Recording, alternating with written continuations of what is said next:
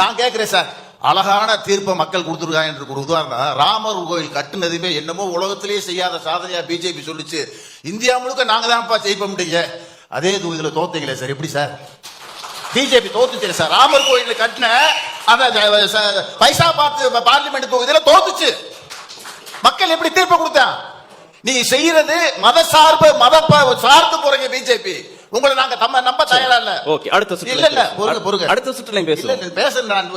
நான் கேட்ட கேள்வி, நாங்க 3 தடவை பிரைம் மினிஸ்டர் வந்துட்டோம்ல, நீ வந்ததுக்கு பிரயோஜனம் இல்லாத தீர்ப்பு இந்த தீர்ப்பு என்று நான் மக்கள் அழகான தீர்ப்பை கொடுத்திருக்காங்க. நீட் தேர்வுல ஒரு 25 லட்சம் பேர் எழுதுறாங்க சார். ஒரு சென்டர்ல மட்டும் 67 பேர் ஃபர்ஸ்ட் மார்க் வாங்குறான். ஃபர்ஸ்ட் மார்க் வாங்குற எப்படி கொஸ்டின் ரிலீஸ் பண்றான்?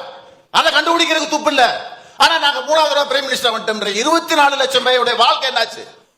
எவ்வளவு மோசடி? இதை கேட்டா நாங்க இல்லன்றீங்க.